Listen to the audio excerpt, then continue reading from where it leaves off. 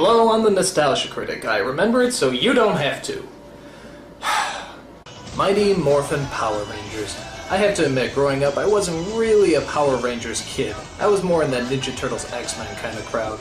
In fact, when the show first premiered, I remember saying to myself, there's no way this is gonna catch on. People can't possibly be this stupid. And this is why I'm not in the stock market.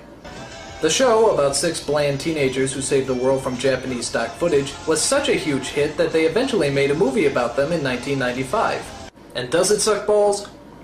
Major balls.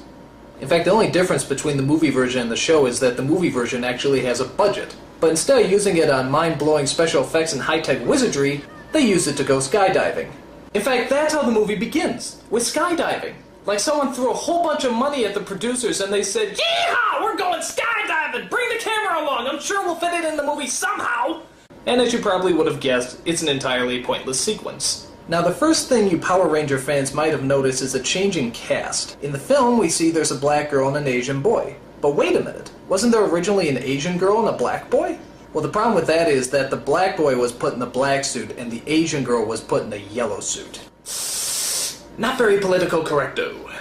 When the producers realized racial stereotyping isn't in at the moment, they got rid of the 2 actors, saying there was an intergalactic unemployment line that needed wading in, and replaced them with the 2 you see now. However, the 2 cast members that sadly remain the same are Bulk and Skull, the supposed bullies of the group. Which I always found kind of strange. If they don't like the Power Rangers and they're always picking on them, why do they hang out with them all the time? Hey guys! You might want to slip those on.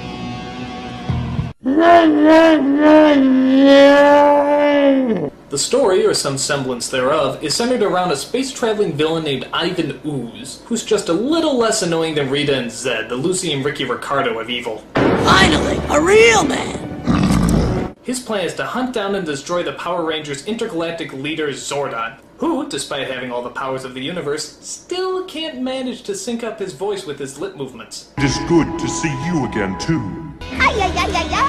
Oh, and I forgot about his little assistant Alpha.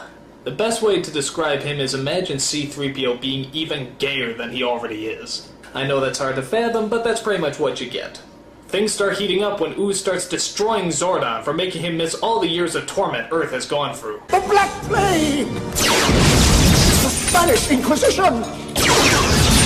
The Lady Country Union! I gotta admit, that's kind of funny. So Zordon's power is destroyed and he's slowly wasting away into a festering ball of nothingness. But don't worry, that doesn't interrupt the Rangers skydiving and rollerblading. It does, however, take away their Mighty Morphin powers. That seems to get their attention. We may not have our powers, but we're still the Power Rangers. I'm gonna disagree with you there, Tommy. You see, being a Power Ranger implies that you have actual power. So, without power, you're just a plain old Ranger. And trust me, they're not very powerful. Especially when trying to protect picnic baskets.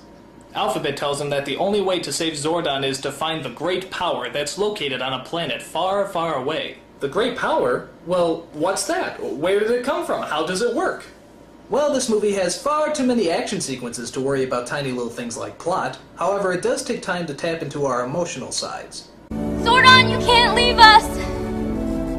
Ever since you came into our lives, you've been like a father to us all. Yes, I think we can agree that Zordon has been like a father figure to us all. Where are these kids' parents? I mean, seriously, do they ever show up? Are they so inattentive that they don't even know that their kids are on another planet fighting giant black chickens? Do you think they even know that their kids are Power Rangers? How do you miss something like that? And just when you thought this movie couldn't get any lamer, take a look at what pops up next. I am Dulcea, Master Warrior of the planet Phaedos. The planet what?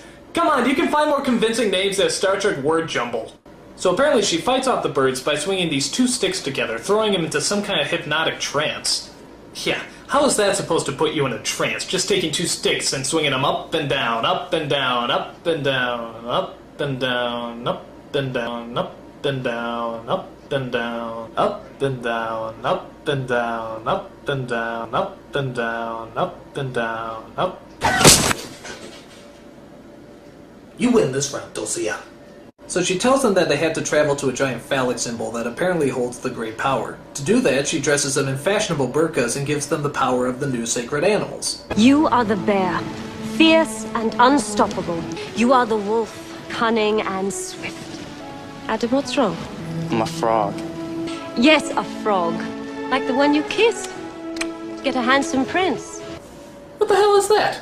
Kissing is my superpower? You shitting me? They get the strength and the swift and I get kissing? What kind of bullshit is that? Don't let her get away with that! Stand up for yourself, maggot! Hey! Hey, bitch, get back here! Where's my real superpower? Hey! Hey! Hey! Fuck this, man. I'm gonna go into anime. So the Power Rangers set out on a spiritual and enlightening journey, which I actually kinda like. It's good to see these kids look inside themselves and discover their true spiritual essence. And what exactly do they learn on this journey of self-discovery? Nothing! They kick some ass and they get their powers back. That's it. Bullshit. That's like telling a kid the secret to enlightenment is punching somebody in the face, which isn't that bad an idea right now. As always, the Power Rangers have a thrilling giant robot fight in the middle of the city. The traditional toy robot models are replaced this time with CG replicas. And I never thought I'd say this, but after watching this metallic diarrhea, I think I actually prefer the toy robot models. There's also a subplot about how Ivan Ooze hypnotizes all the parents in the city and forces them to jump off a cliff. I'm sympathizing with them at this point. But don't worry, there's a little 12-year-old boy who knows how to operate a crane and a monorail. Where the hell did he pick that up? Was there a how to handle heavy machinery class in grade school? If so, how did I miss that class? The battle eventually works itself up into outer space, where the mother of all finishing blows is thrown. Dude, did you just see that?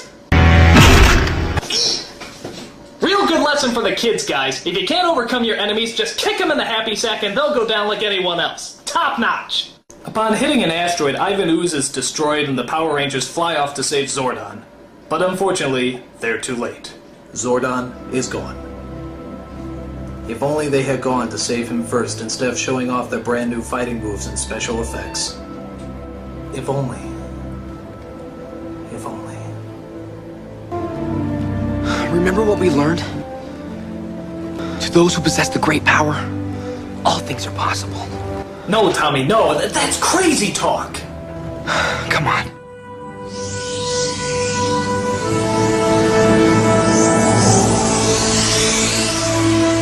Can it be?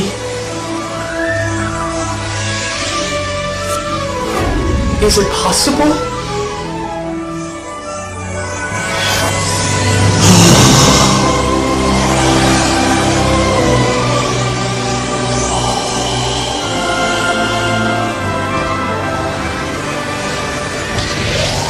Wait a minute. If the great power has the ability to do anything, couldn't they just use it to destroy Ivan Ooze in the first place? This movie makes no sense! Nothing about the Power Rangers does! How come the monsters always land in the exact same city? How come the city turns into a canyon whenever a fight scene's about to happen? How come nobody recognizes the Rangers even though they wear the exact same colors every day? How come they always move like they have Tourette's syndrome? How come Rita's voice never sounds right? How come they dress up like NASCAR mannequins? How come it's sunny in space? How come Alpha's so gay? How come Kimberly's so hot? Why? Why? Why? I'm the Nostalgia Critic. I remember it so you don't have to.